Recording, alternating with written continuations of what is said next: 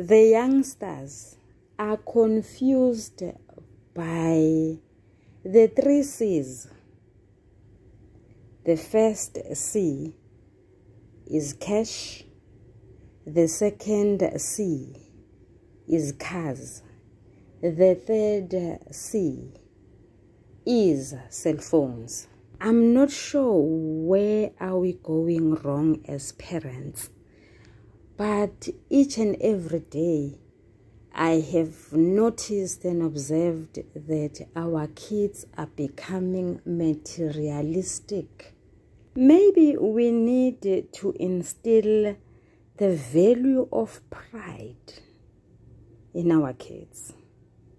And for me, today, pride is an acronym that stands for personal responsibility in delivering excellence. Mtanami, do your homework and be excellent in delivering that particular task. Don't copy it from your friend. Don't procrastinate. Don't rely on your friend as far as the writing of homework and classwork is concerned. Rely on yourself. Ungumnqobi. Sanibonani balingani mabhungu namatshitshi.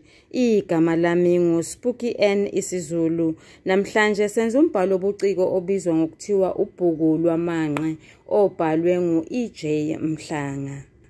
Ngifuna ukusebenzisa lo mbhalo wobuciko ukucubungula ngechaze ngehlaziye umbuzo omude inkomba uphawu lokuhlaziya olubizwa ngokuthiwa Isakhiwo. Ngaphambi kokuthi siqalise ngalokho ngicela ukuba ngifunde ngizoqala lapho sagcina khona. Sifunda inkundla yesibili isigcawu sesithathu. Kufundeka ngalolu hlobo. Sivule abakaki. Kusocingweni ehhovisi likaThamsanqa. Sivale abakaki. uThamsanqa. Hello, ngingakusiza unkululeko. Yebo, bengicela ukukhuluma noThamsanqa Mathonsi. uThamsanqa, nguyena lona okhulumayo. Ngingakusiza ngani ke mfowethu? Unkululeko. Kuhle-ke Thamsanqa. Kade ngilifuna ithuba lokuxoxa nawe. uThamsanqa. Sivule abakaki. Uzama ukufanisa iphimbo elikhulumayo. Yizwi angalejwayele. Sivale abakaki. Ungubani mfowethu ngoba leli phimbo kangilejwayele. Unkululeko. Ukulijwayela kwakho ngeke kwakusiza ngalutho. Akubalulekile ukwazi nokuthi ukhuluma nobani. Okwakho nje ukungipha isikhathi nendlebe kuphela. Kangizudinga mlomo ngalokho. Ungavele uthunge phezulu nje ulalele. uThamsanqa. Sivule abakaki. Ezwe ikhanda lidideka kancane nentukuthelo igcwalelana ngaphakathi. Sivale abakaki. Wemfokazi, kusemsebenzini lapha. Uma ungafuni sixabane, khuluma usheshe, sihlukane, ngingaze ngilubeke phansi ucingo. Sivule abakaki. Enqapha kakhulu. Sivale abakaki. Unkululeko. Sivule abakaki. Ehleka kancane. Sivale abakaki. Niyahlupha ngokuba nezinhliziyo ezigcwalelana ngobala. Elokuhlukana ke libeke eceleni Thamsanqa, ngoba kusukela namuhla ngizokunamathela njengenomfi uqobo lwayo. uThamsanqa. Sivule abakaki. Ngokunengwa. Sivale abakaki. Kangazi uyabona yini ukuthi usukela imamba iqobe emgodini wayo. Utshwala obuphuzayo ingathi bungedlulela esiswini, hayi ekhanda, ngoba bukwenza uhambe usukela bonke abantu laba. Unkululeko. Uqambe ushilo. Okwanamuhla yimina nawe shaqa. uhlala ukwenza kukulungela, kodwa kusukela namhlanje ngizokupheka ngebhojwane elincane. Ungavuvuka nje yintukuthelo, akulutho uyozubohle. Engilishoyo kuwena kunye, lo nkosikazi wami osumenze owakho uyomkhokhela. Izinkomo zami zelobolo ziyokhokhwa nguwena, ngiphinde ngikuthathele yena futhi, uyezwa? Uthamsanqa. Sivule abakaki ngokucasuka, sivale abakaki. Kanti nguwena Nkululeko Sigwadindini, uNkululeko. Wena ungesikhulu ukwedlula zonke sengike nganqwamana nazo. Kawuboni noma usunindwa ngebhotela, ulokhu uzithwala ngeze, kanti akukho muntu kuwena. Uthamsanqa. Ungakhwela intaba ngokuthanda kwakho Nkululeko, kodwa ngiyabona ukuthi ungizwa ngendaba. Linye eliyoba isilima. Uyabona, njengoba kuthiwa izintaba kazihlangani, kepha ngalelo langa iyoshayana ngezifuba. Siyohlangana esikhaleni sikaNtombela, kuyochitheka gula linamasi. uNkululeko. Ungazikhohlisi mfowethu. Niyahlupha ngokugijimela esibhakeleni, nikhohlwe ukusebenzisa ubuchopho. Akulona iphalishi leli elisekhanda. Engikwazisa khona ukuthi ngifuna umfana wami. Kungcono ngibuyisele yena. Ngimtshelile noyihlo ukuthi uyise wengane usebuyile. Ngiyawubonga umsa wakho ngokungigcinela yena ngisavakashile. Lona omunye yena ungahlala naye, kangisamdingi empilweni yami. Uthamsanqa. Lingawa licoshwe izinkukhu, nihamba nithi izingane zabanye abantu ngezenu, musuku ngijwayela kabi wendoda. Mina kangifuni indoda yande ngomlomo njengembenge. uNkululeko. Lalalulaza sikwengule. Ungizwe kahle ukuthi ngithini kuwena. Ngiyobuya ngikushayele ucingo futhi ngikwazise ukuthi uyidedele nini ingane yami, ngoba okwamanje ngisenza amalungiselelo okuyemukela. Ngizoyibika nakwabakithi. Uthamsanqa.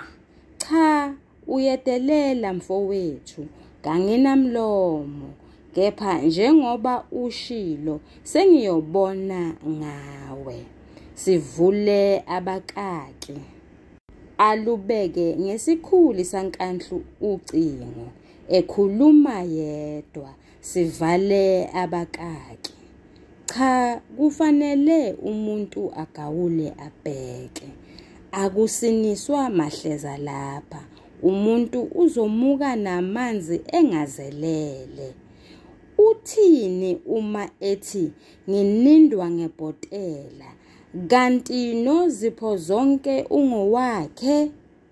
Kufanele ngiluphenyisise lolu daba. Kungenzeka ukuthi hayi ngeke. Sivule abakaki.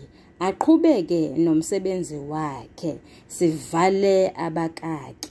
Siyaphela lapha isigcawu sesihlanu.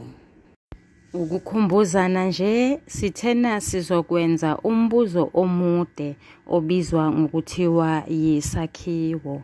Uma ngabe bengizophendula lo mbuzo, bengizobhala igama elithi isakhiwo ngosonhlamvukazi, bese ngeqa umuqa ngibhale ukuthi isingeniso. Ukukhumbuzana nje, esingenisweni sichaza umbuzo ngenhla.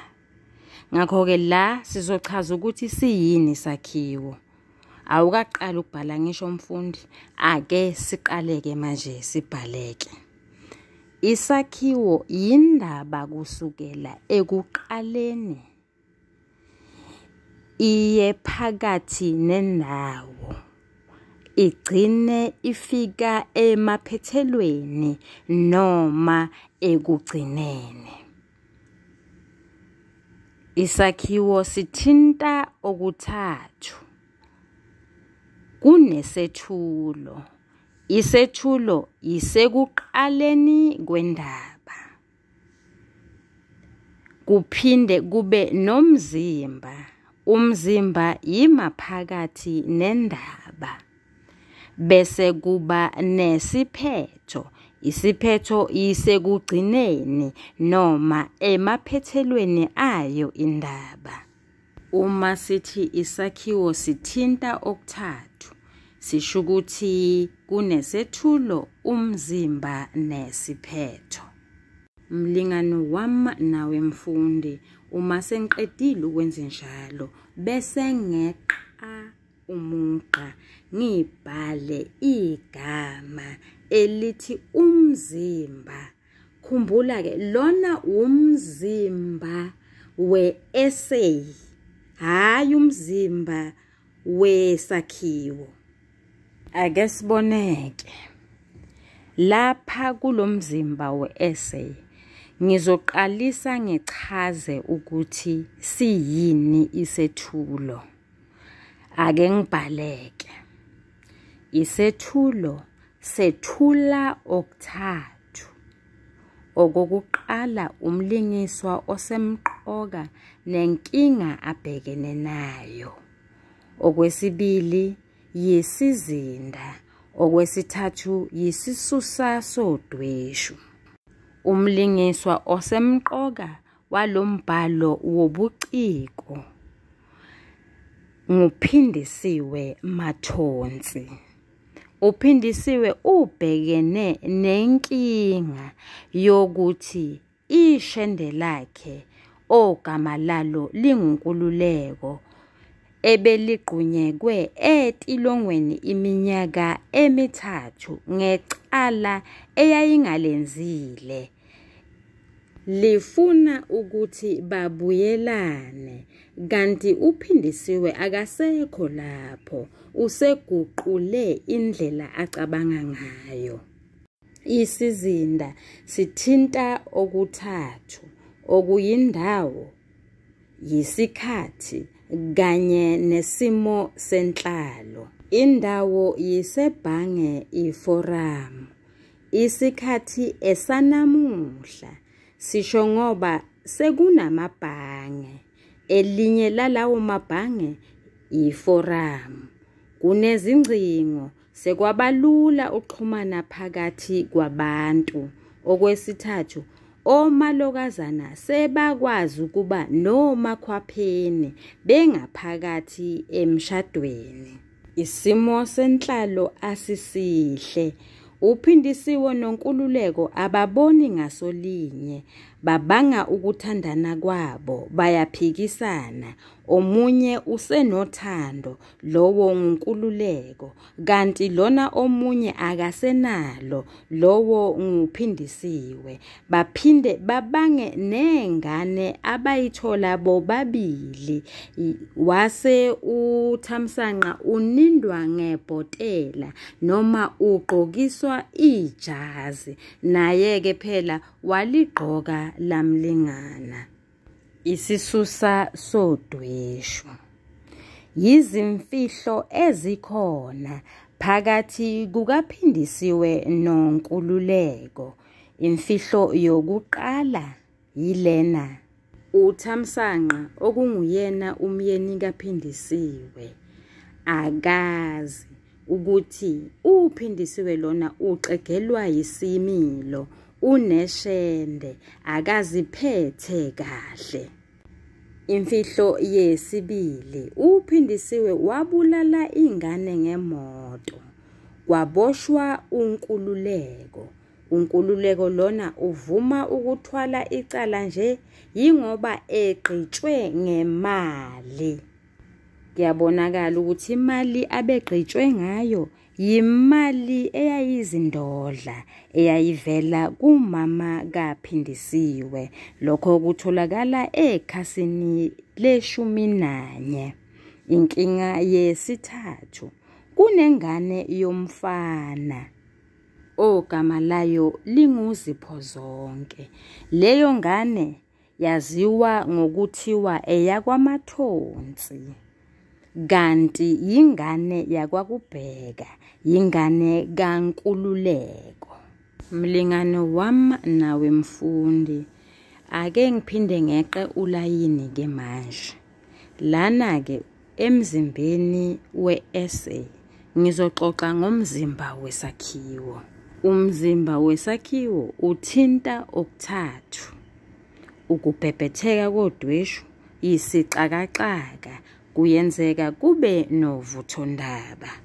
Ake ngiqhubeke nayo ke i-eseyi yami ngibhale.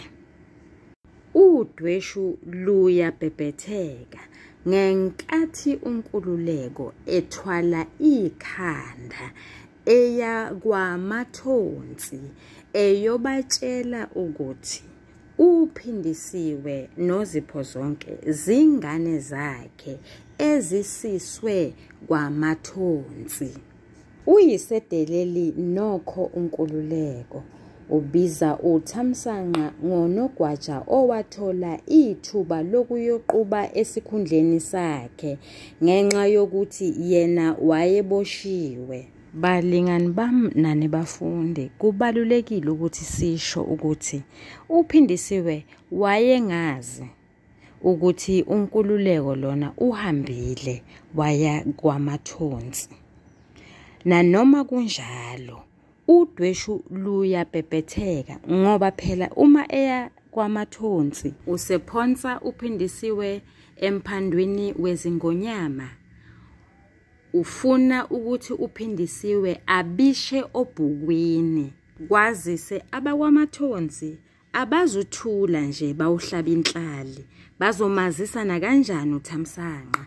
Lokho kuzodala ukuba kungabi nokuthula phakathi kwakhe noThamsanqa, nangempela kwabanjalo.